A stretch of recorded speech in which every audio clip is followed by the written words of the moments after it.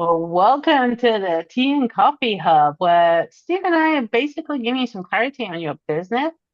And have you ever laughed so hard at someone's conversation that you were trying just not to piss yourself because you're laughing way too hard at what they're saying? Many times. I know that sounded like so over the top, but it's a conversation I hear way too many times. And when I hear it from somebody who is I'm going to say semi-successful. Maybe they're at six figures with a small business, which a small business at six figures, seen as the average is what, 48,000 a year is a small business average.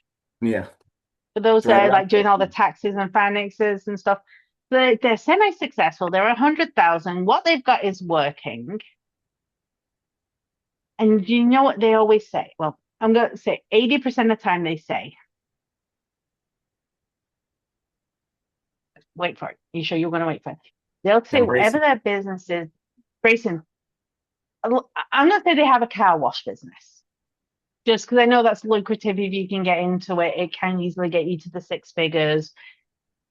It can definitely be a low expenditure, high profit business. Mhm. They've got themselves a car wash business. They're up to six figures, and they're like, "Damn, we're doing good." It's like, "Yeah, you are." You know what I need to do next? What do you need to do next? I think we need a car dealership. And then you know what we all should do? We should do those like custom wraps for cars where we can make people have the cars that they want. Oh, and you know what else would be totally cool? Maybe we could do like custom seats for cars as well. And then, people get hungry when they're doing all this. So I think we should open a diner next to the car wash. Jeez. Have you heard these? You see where I'm going with this conversation, right, Steve? Yeah, it's things that, it's good to have other revenue streams in your business, but you got to focus on one to begin with.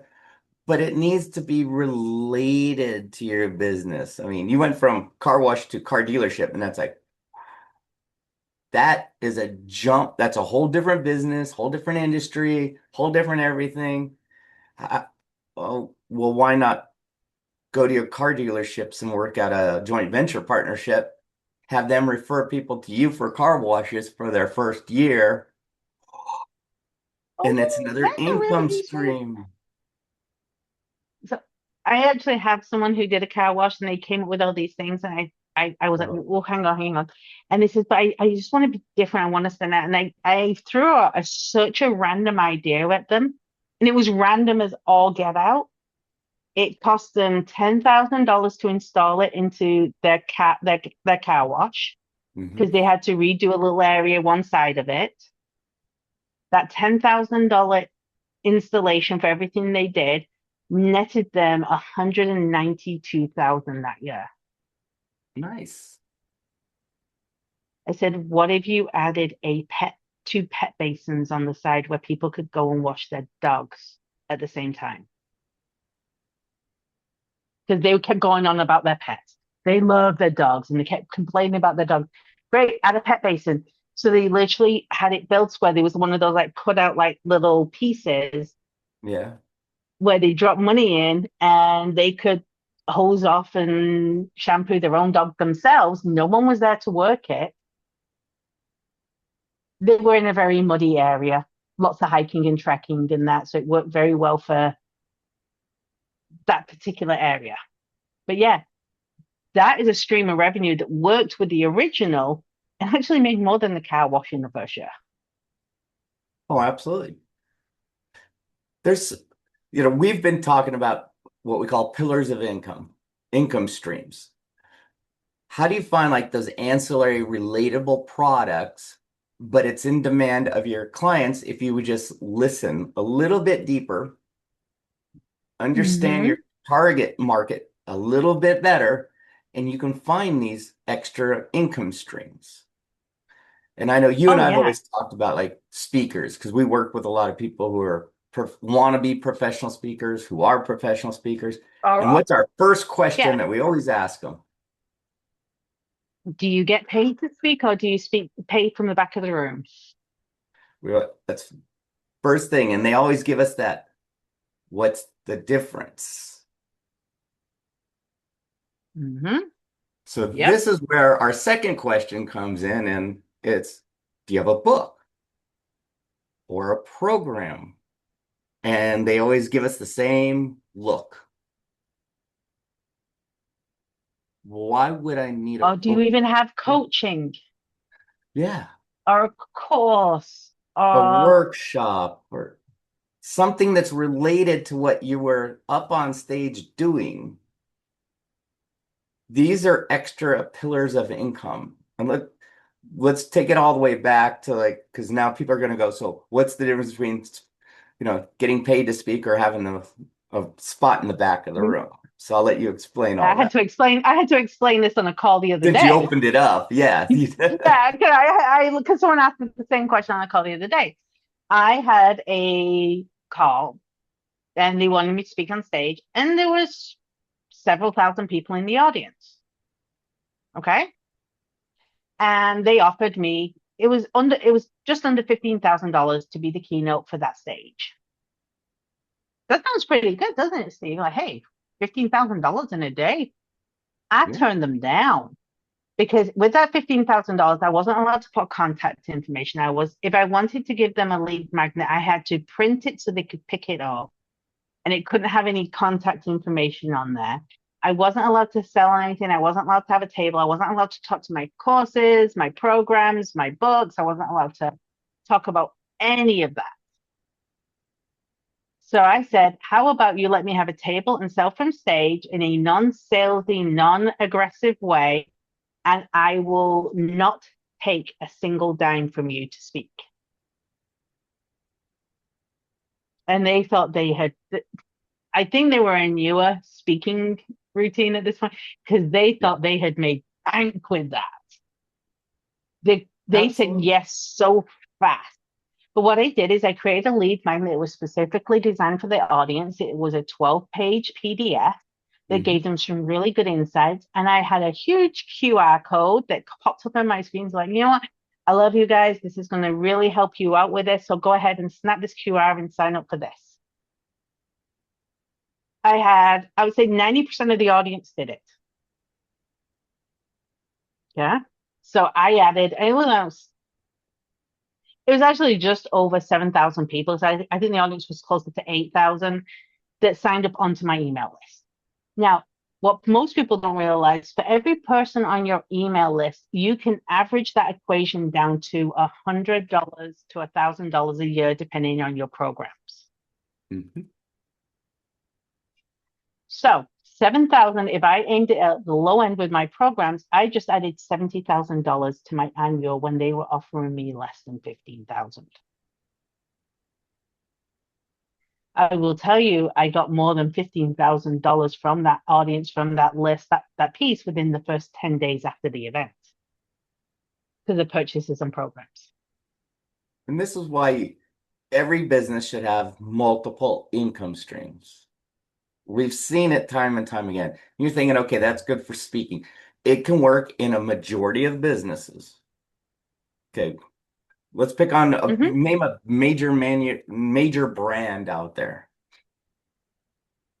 I Well, bet how about we just go with industries to make it even easier for them? industries. Okay, yeah. Okay. P&G has how many brands underneath them? Talk about income streams. They're the master Yeah. of it. Oh, God, yeah. But let's break it down for a small business owner. Yeah. What if someone's in the mechanics brand? I'm giving you a topic. Come on, Steve, break it down. Come on, give me Yeah. some income streams for a mechanic. Well, I've had a mechanic, an auto body or repair shop as a client in the past. First thing I did is walk into his business and I look around and I'm like, why are you not selling like wiper blades and tires? These are all related to what you do in the shop right there, like 20 feet Air away. fresheners for the car. Air fresheners. It was like car covers, window covers, the shades. And he looked at me like, well, I have this room. It was this dirty, dark room attached to their waiting room. I'm like, that's your Clean sales it. room. We I went in and helped the guy clean it out, and he stocked it, and it became a major revenue stream for his business because people are sitting there waiting, give them something to shop. Hmm. Yeah. And he Did had they a have a vending catalog. machine? Yeah, we added a vending machine and a snack machine. And then we also created a catalog of all the things that he can add onto cars because he knew he had a certain demographic and they were mostly retirees. Well, they don't want to necessarily deck out their vehicles, but they want to make Right. sure that the one thing was that a lot of snowbirds, for those of you, we're in Arizona, so we have snowbirds. People come from the north, live here for the winter time, then go back up to their northern area in the summer. So he started, I said, why don't we create a winter or a travel package? So they just came from like Minnesota to Arizona. It's time to get your car inspected because you just did this long drive. So he did that, and then he did the travel package going back home. Let's get your car prepped to go back up north. Crushing it, just crushing it. He goes, I am so busy for 2 straight months. We can't keep up with all these vacation or travel ready packages. And he was Right. a license to print money. Yeah. You see, you can have streams of income in so many different ways. The problem is a lot of people get way too excited. Yeah. And I see this so often. They get so excited that they think they can do 250 different things. They Yeah. also launch different brands that they're doing. Well, I launched 6 brands this week. Oh, that's Are you confusing. making money on any of them? Nope. So I'm going to give you one. This was one of my clients. This is going to be a crazy one. They made Ooh, ceramic tiles. Ceramic tiles. That's their that was their business. I think They I remember this story. they sold retail and wholesale. And they were I was well, we once we cleaned up their product mix and reduced their product line, got rid of the dogs. It was like, so what do people, because you're selling it directly online and people are buying this like cases of tiles and it's all do-it-yourselfers. So how do they do it? And they told me all about it and they were experts in this. And I'm like, so why are you not selling a do-it-yourself package with the mortar, a video, instructions, all the tools that they need? And they thought I was crazy. I said, let's just create one, put it on your website. The thing started out selling tiles. Next thing you know, Home Depot and Lowe's wanted this starter do-it-yourself package, and it blew up.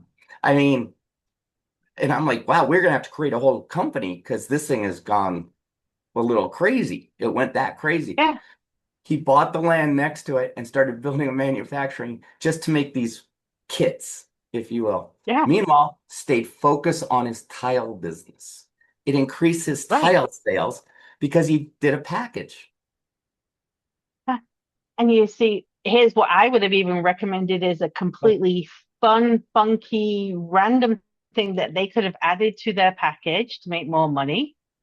They could have also created a mosaic kit for when the Yeah. tiles get broken. Oh, And here's this little side kit that your kids can take all the broken tiles that you just did and turn it into art. we Like never got that's that still on far, the but that's a good idea. And we actually started doing joint venture partners with contractors because guess what, folks? Guys are notorious as screwing up do-it-yourself projects. oh God. So we had Yes. him team up with joint venture partners. They would pay him to be on his list for all over the US or actually North America. So when someone screwed up, they can go to that list and find a contractor who understood the tiles and the products that this company sold and would give you a quote and go to fix it.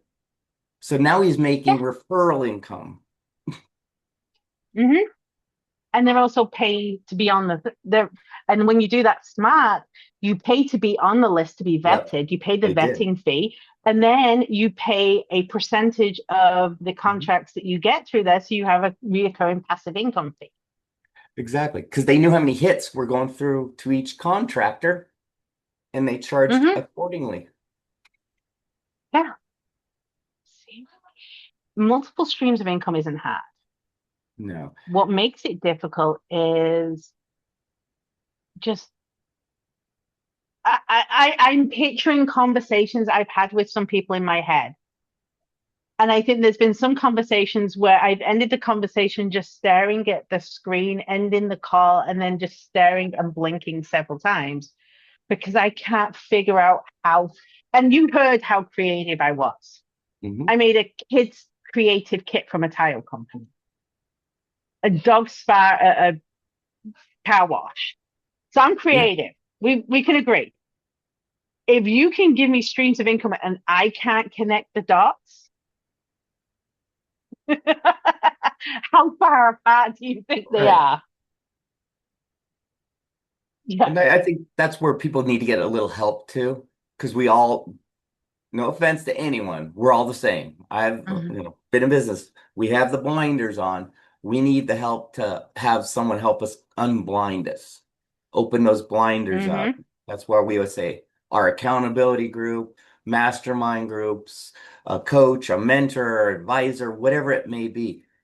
If you're thinking about it, get the help because someone's going to ask you a million questions and you're going to start realizing, oh, the light bulb's going to go on and then you have another income stream. Let's say Yeah. that happens. What should Well, they do? yeah.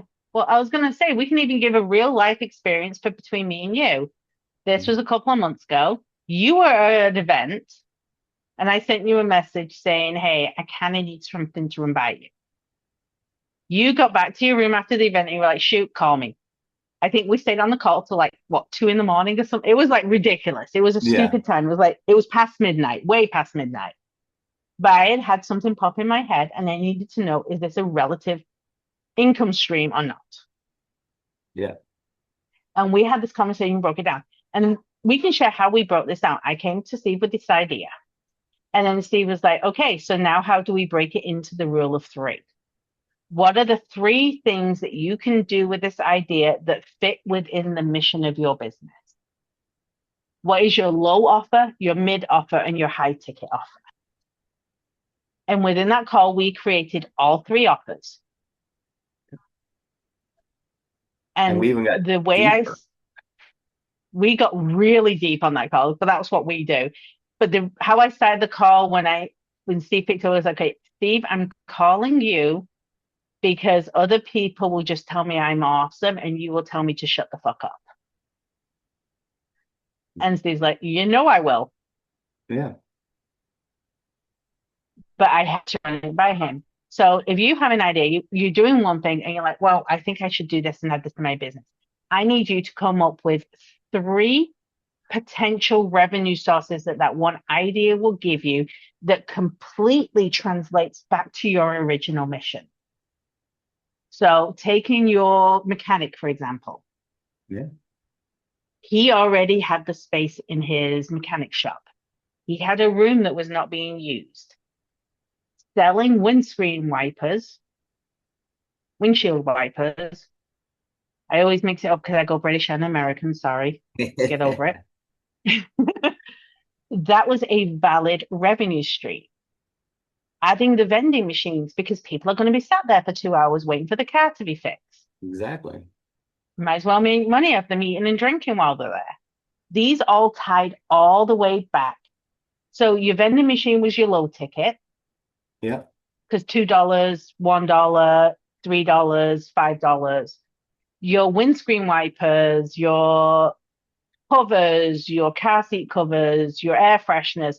That's your mid because that could be anywhere from $5 for an air freshener up to $100 for a cover or more. Yeah. And then he also came up with his travel package, which was his high ticket item. So if you have an idea, can you turn it into three packages that are going to work with what you're doing? Now, I go even deeper in this. I'm a big fan of talking, and when I do my audit statements, you've seen them on my audits. I give you passive leverage, and active income stream ideas that work within your business. So this is the other thing you need to think about when you come to income streams.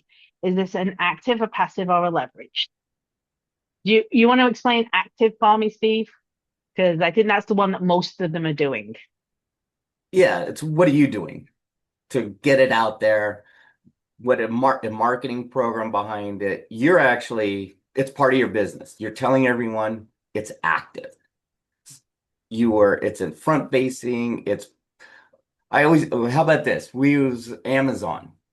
Let's take Amazon. So when you looking at one thing, if you scroll down, what does it always say?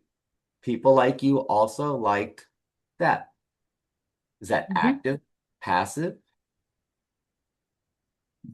That's in a way that is a bit of a leveraged one. I'm going to use your Yeah. mechanic to Yeah. leverage. One was I'm going very to use your active. mechanic. Yeah, Yeah, the your active was the mechanic. packages. The packages. The active was the packages. The active was him fixing engines. The active was Yep. him replacing exhaust. This was him doing stuff. It took time from him. He couldn't, and if it didn't take time from him, it took time from his employees.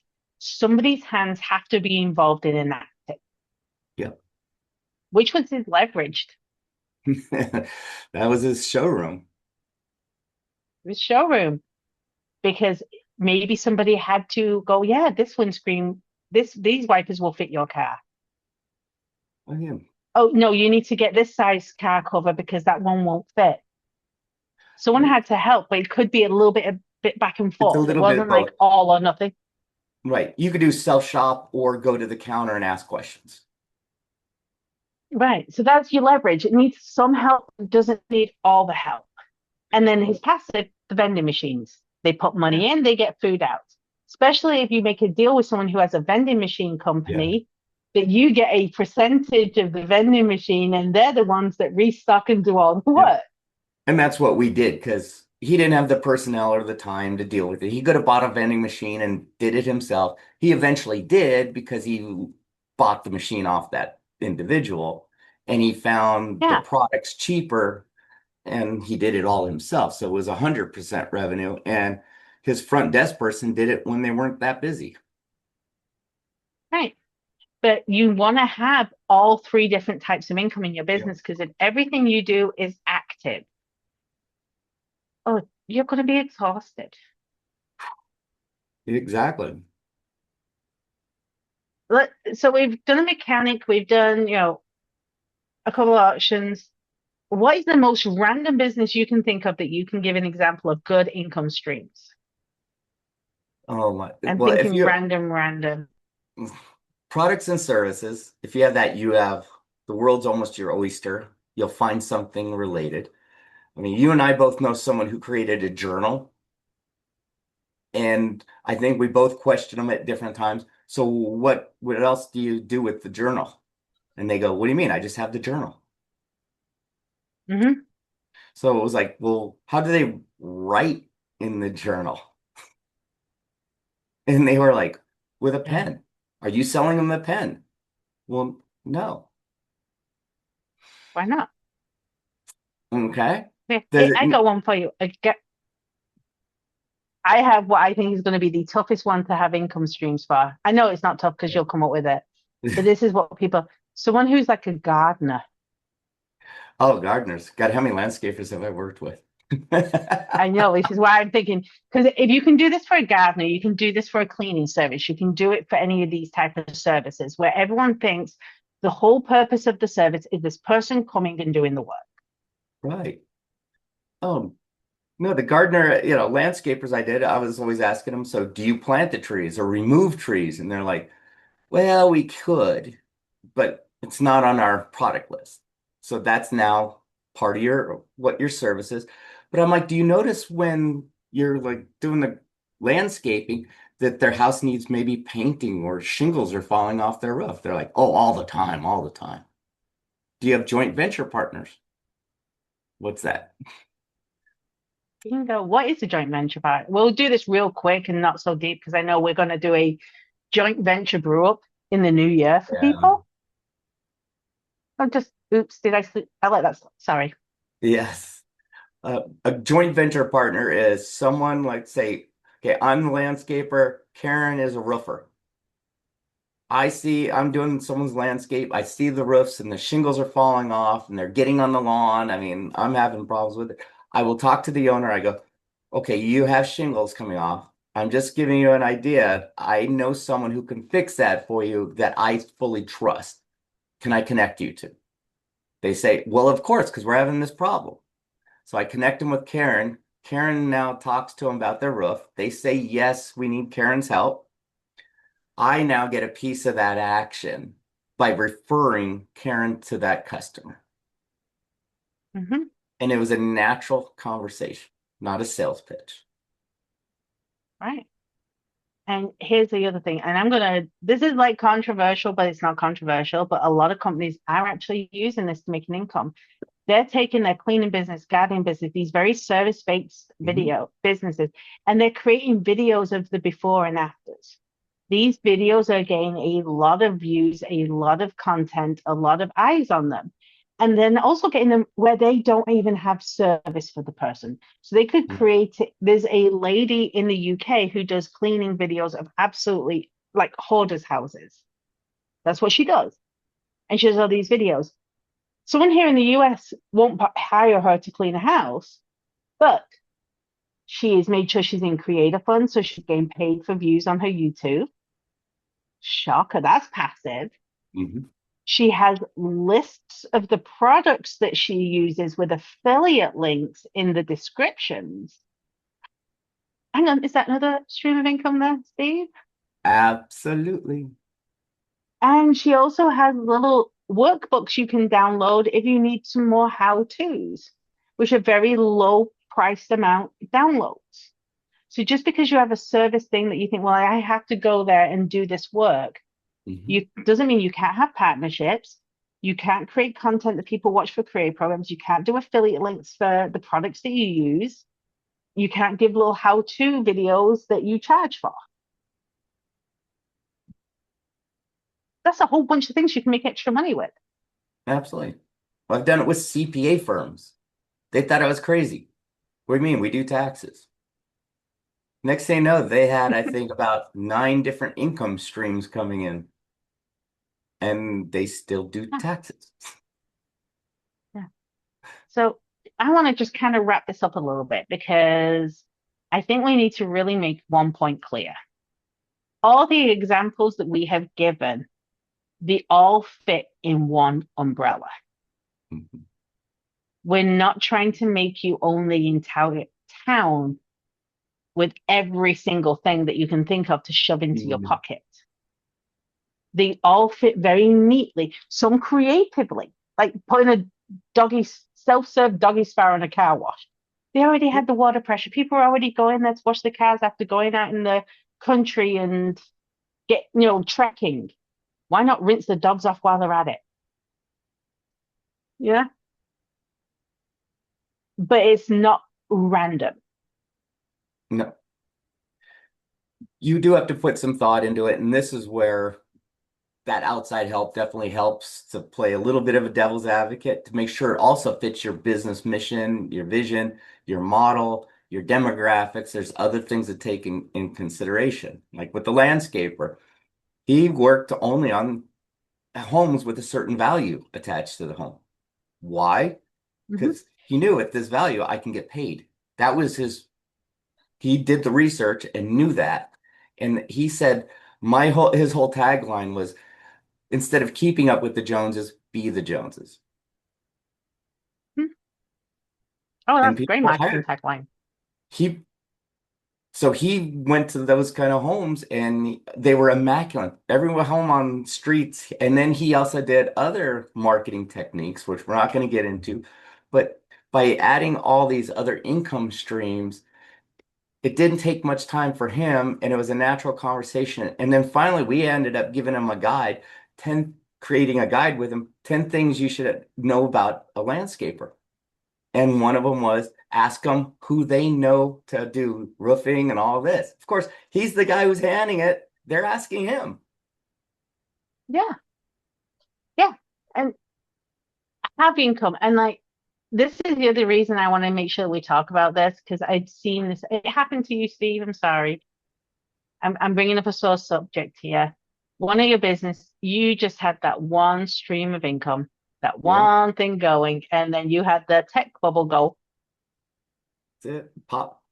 What happened? Tech bubble burst, so did my business. All the eggs were in Mhm. one basket and one basket only. Yeah. How many eggs are your baskets? How many baskets are your eggs in now? Oh God. At least 2 dozen. I'd say But around do they 20. all make sense for your business? Yeah. And do I talk about all of them at once? Nope. Nope. Nope. The point we're making here is multiple streams of incomes are smart. Mhm. It's a highly intelligent move for your business. It is a dumbass move for your business when you decide to make it a random platter of nonsense that I can't draw a Sharpie line between them. And trust me, if there was a way to draw the line, I could probably find it. My mind is wacky like that. And if I can't draw the line, well, you're way off base, darling. Yeah. It's not an all-you-can-eat buffet here. You don't have to have everything out there. Think of it as a Yeah. fine dining establishment. They have certain things that fit their who they are, who their market is, and they offer those things. And it makes sense. So I think our question this week has to be I know I want a challenge and I want them to put done in the comments. This is the challenge. I'm actually going to make them do something. And you are going to have to own that you did. This is like a mini accountability. And if you're doing this and we see they done, we know you're willing to take accountability. And you'll probably get a very personalized invite to the accountability group when it, you know, join in because we know you're willing to do what it takes for your business.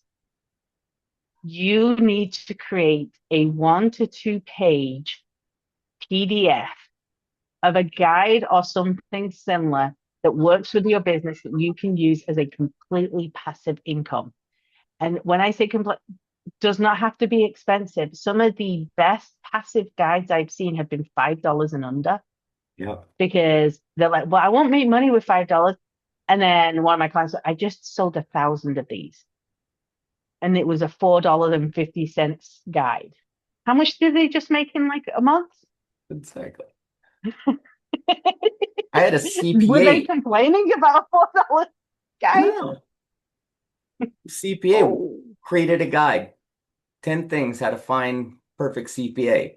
He took it from my book or my guide, and I said, Take it, but let's make it yours." Guess what? He hands that out to people when he speaks now. And at the bottom is like, "You have questions, call me." That little dang guide bringing him probably a 500,000 to 1 million a year. yeah. So your challenge, should you choose to accept it, is to create a 1 to 2 page PDF guide and tell us that you did it. Own it. Yeah. Take a positive step in your business today. Do it. It won't take long, Any folks. any last moments for you, Steve? Any last things you want to add to this? Yes, you're the expert in whatever you do. To come up with 10 things that people should be looking for or asking about how to hire people like you in your industry. Of course, it's going to be very slanted toward you. Of course, better be. It's your guide. Mm-hmm. You already know these. What are questions people ask you all the time? There you go. They've already given you the research. Well, I hear this question all the time. Goes in your guide. And Why if you're not? drawing a blank, there's a website that's free. It's called Answer the Public, answerthepublic.com. Go in there, type your keyword for your business, and see what people are asking you on Google. Oh my God. Oh my God. And it's free. For 3 searches a day. Come on, folks. Just take action. Get it Do done. It'll help something. your business. Well, I All think right. that's it for this week. We've got That's to it. making them do something. So, Let's see those should we be nice comments. to them next week? I don't know. We'll see. Don't know. We We'll just see. want you to help. We're here to help you grow your business, make it a lot easier, but you got to take action. Yes. Don't forget to like and subscribe. And I'm looking forward to all those done comments. Now let's see them. Have a great day. Bye-bye. Thanks for joining us on the Tea and Coffee Hub podcast today. We hope you enjoyed today's conversation and it left you inspired, equipped, and ready to take your next step, whether that's in life, business, or maybe both. And don't forget to like and subscribe to our channel so you don't miss future episodes, and connect with us online and in person.